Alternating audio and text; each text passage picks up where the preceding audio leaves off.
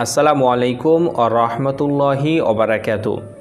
বর্তমানে কিছু নাস্তিককে দেখতে পাবেন যারা নিজেকে হাফেজ, মাওলানা, মুফতি বলে পরিচয় দেয় এবং তারা বলে আমরা কোরআন হাদিস পড়েছি, মাদ্রাসায় পড়েছি এবং তারপরে আমরা নাস্তিকতার পথ বেছে নিয়েছি। আর তারা জোর গলায় যে কথাটি বলে সেটি হলো কোরআন হাদিস যত বেশি পড়বেন, যত বেশি গবেষণা করবেন, তত বেশি নাস্তিক হবেন। তাদের দাবি মানুষ পড়াশোনা করে নাস্তিক হয়, আর যারা কোরআন হাদিস জানে না বা কম জানে তারা আস্তিক বা মুসলিম থাকে।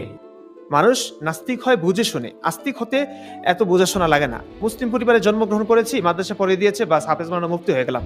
তো নাস্তিকদের এই দাবির আলোকে আজকে আলোচনা করব যে কোরআন হাদিস বেশি বুঝতেন কারা? নিশ্চয় নবী এবং সাহাবীগণ। তাহলে কোনো নবী বা সাহাবী তিনারা নাস্তিক হননি কেন? নাস্তিকরা কোরআন হাদিসের অনেক কিছু প্রমাণও দেখায় এবং অনেক কিছু কথা বলে।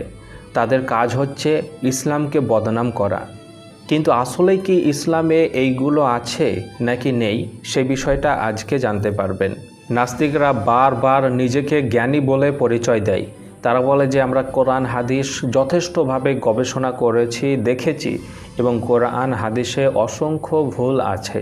দেখুন, শুধু ইসলামে নয়, অন্য ধর্মের ইতিহাসেও এমন অনেক মানুষ দেখা যায় যারা সত্যের পথ থেকে সরে গেছে। যেমন সনাতন ধর্মের বিভিন্ন কাহিনীতে এমন কিছু ব্যক্তির উল্লেখ পাওয়া যায় যারা শক্তি বা ক্ষমতা লাভ করার পর সেই শক্তির অপব্যবহার করেছে এবং সত্যের বিরোধিতা করেছে। পৃথিবীতেও আমরা এমন অনেক মানুষ দেখতে পাই যাদেরকে উপকার করার পরে তারা অস্বীকার করে এবং যাকে উপকার করা হয় সেই ঘুরিয়ে তার ক্ষতি করে। ঠিক তেমনি পৃথিবীতে কিছু মানুষ দেখতে পাবেন যারা আল্লাহ তাআলার অসংখ্য নিয়ামত ভোগ করার পরে তারা আল্লাহ তাআলার সঙ্গে নাফরমানি করে। পৃথিবীর শুরু থেকেই মানুষ দুটি দলে বিভক্ত।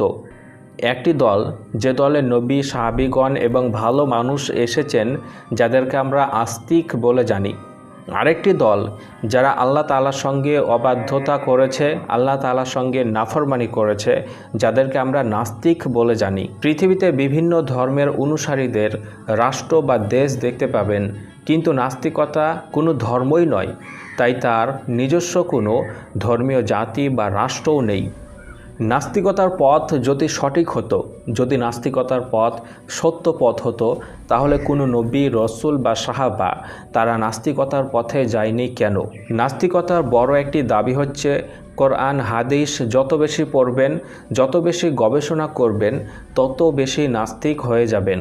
কিন্তু নবীগণ এবং সাহাবীগণ যারা কোরআনের জ্ঞান সবচেয়ে বেশি জানতেন, তারা কখনো নাস্তিক হয়নি কেন? কেন হয়নি সে সম্পর্কে কোরআন কি বলে? যদি আপনি দেখেন সূরা আল ইমরান আয়াত নাম্বার ৭৯, যেখানে মহান রব্বুল আলামিন জানিয়ে দিয়েছেন কোনো মানুষের জন্য সংযত নয় যে আল্লাহ তাকে কিতাব, হিকমাত ও নবুয়াত দান করার পর সে মানুষকে বলবে তোমরা আল্লাহকে ছেড়ে আমার বান্দা হয়ে যাও, বরং সে বলবে তোমরা রব্বানি হও, কারণ তোমরা কিতাব শিক্ষা দিতে এবং তা অধ্যয়ন করতে। এই আয়াত থেকে স্পষ্টভাবে জানতে পারা যায় যে কোনো নবী কিতাব, হিকমাত এবং নবুয়াত পাওয়ার পরে সে মানুষদেরকে বলবে না যে তোমরা আল্লাহকে বাদ দিয়ে আমার ইবাদত করো, এরকম সে কখনোই বলবেন না, কারণ তার কাছে আছে সত্য জ্ঞান, সঠিক জ্ঞান এবং তিনি সঠিক পথ বুঝতে পেরেছেন। তারপরে আয়াতে দেখতে পাবেন আর তিনি তোমাদেরকে এও আদেশ দিবেন না যে তোমরা ফেরেশতা ও নবীদেরকে প্রতিপালক হিসাবে গ্রহণ করো। তোমরা মুসলিম হওয়ার পর তিনি কি তোমাদেরকে কুফরির আদেশ দিবেন? তার মানে কোনো নবী নবুয়াত পাওয়ার পরে সে বিপরীত পথে চলে যাবে, এটা অসম্ভব একটি বিষয়, যেটা কখনোই সম্ভব হবে না, কখনোই হতে পারে না। তারপরে এতে মহান রব্বুল আলামিন জানিয়ে দিয়েছেন আর স্মরণ করো যখন আল্লাহ নবীদের কাছ থেকে অঙ্গীকার নিয়েছিলেন আমি তোমাদেরকে যে কিতাব ও হিকমত দিয়েছি, অতঃপর তোমাদের কাছে এমন একজন রসুল আসবে যিনি তোমাদের কাছে যা আছে তা সত্যায়ন করবে, তখন অবশ্যই তোমরা তার প্রতি ঈমান আনবে এবং তাকে সাহায্য করবে। আল্লাহ বললেন তোমরা কি স্বীকার করলে এবং এ বিষয়ে আমার অঙ্গীকার গ্রহণ করলে? তারা বলল আমরা স্বীকার করলাম। আল্লাহ বললেন তাহলে তোমরা সাক্ষী থাকো, আমিও তোমাদের সঙ্গে সাক্ষী থাকলাম। এই সমস্ত আয়াত থেকে মূল বক্তব্য যেটি বুঝে আসে সেটা হচ্ছে যে মহান রব্বুল আলামিন নবীদের কাছ থেকে অঙ্গীকার বা প্রতিশ্রুতি নিয়েছিলেন যে তোমরা আল্লাহ তাআলার সঙ্গে কোনো নাফরমানি করবে না, তোমরা নিজেদের ইবাদত করতে মানুষদেরকে বলবে না। এভাবে মহান রব্বুল আলামিন তাদের কাছে কথা নিয়েছেন এবং তারা সেই অঙ্গীকার পূরণ করেছেন। এখান থেকে একটি জিনিস বুঝে আসে যে মহান রব্বুল আলামিন তিনি জানতেন, তিনি গায়েব জানতেন যে কে আমার আনুগত্য করবে এবং কে আমার অবাধ্যতা করবে। আসলে সত্য পথ, সঠিক পথ, যে পথটি নবী রসুলগণ চিনতেন, জানতেন, বুঝতেন, এই জন্যই তিনি সেই পথে ছিলেন। কোনো নবী কখনো নাস্তিক হয়নি, কোনো সাহাবা কখনো নাস্তিক হয়নি। তার কারণ হচ্ছে নাস্তিকতার পথ হচ্ছে ভুল পথ, মিথ্যা পথ, ধোঁকার একটি পথ। এখন কোটি কোটি আলেমদের মধ্যে একটি দুটি আলেম এমন দেখতে পাবেন যারা মাদ্রাসায় পড়াশোনা করে হাফেজ মাওলানা হয়ে নাস্তিকতার পথে চলে গেছে। তাদের বিভিন্ন কারণ থাকতে পারে। তারা এখন বর্তমানে ভিডিও বানিয়ে একটি ভালো ইনকাম করে যাচ্ছে, এটি একটি কারণ। জাতির কাছে তারা ফেমাস হবে, এটি একটি কারণ। এবং তাদের মধ্যে যে শয়তানি বুদ্ধি আছে, তারা যে ভুল পথে আছে, ভুল বুঝেছে, ভুল ব্যাখ্যা গ্রহণ করেছে, সেটি একটি কারণ। এইসব কারণে নাস্তিকতার পথ বেছে নিচ্ছে দুই একজন মৌলবি আলেম, কিন্তু তারা যে অনেক বড় আলেম তা কিন্তু নয়।